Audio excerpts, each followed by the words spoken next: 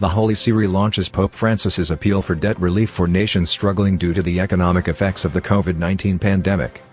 Archbishop Ivan Jurkovic has renewed the Holy Father's appeal for debt relief at an international level. The Holy See's permanent observer to the United Nations in Geneva on Thursday addressed the 67th executive session of the UNCTAD Trade and Development Board. Archbishop Jurkovic noted that the COVID-19 crisis is putting excessive financial strain on developing nations. The worldwide economic crisis, he said, presents a unique challenge that has upset the balance of the world economy. Widespread lockdowns have led to a deep supply shock, since many factories and production facilities have been forced to close. Lockdowns have also caused consequent demand shocks, which are the result of people having less money to spend because of vast job layoffs and corporations being unwilling to commit to long-term investment plans due to economic uncertainties. There is no doubt, said Archbishop Jurkovic, that the current COVID-19 crisis will more severely affect the lives and livelihoods of those in the developing world.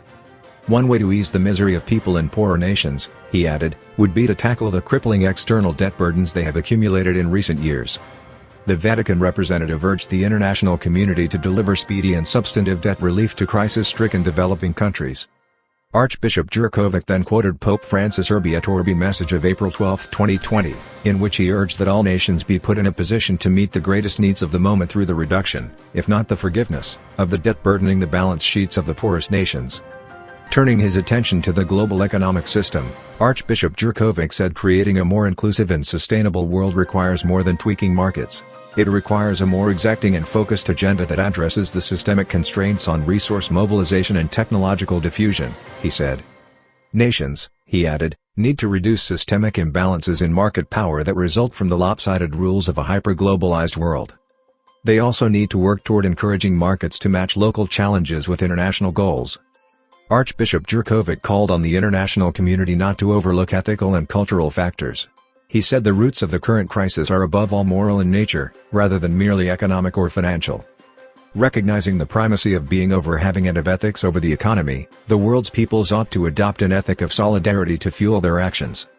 The Holy See's representative in Geneva then alluded to the shock of the 2008 to 2009 financial crisis.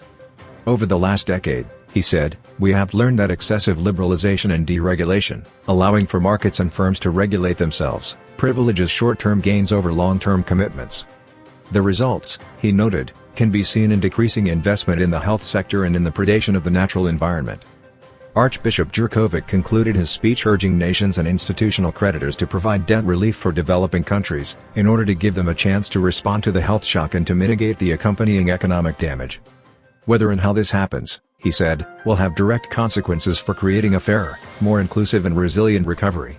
Thanks for watching, and don't forget to subscribe to our channel and share with others, to get more of latest Catholic news from around the world. And remember to pray the Holy Rosary every day, to bring peace in the world as requested by our Heavenly Mother. To support our channel, please do subscribe and share it with all your friends and family members. Thank you.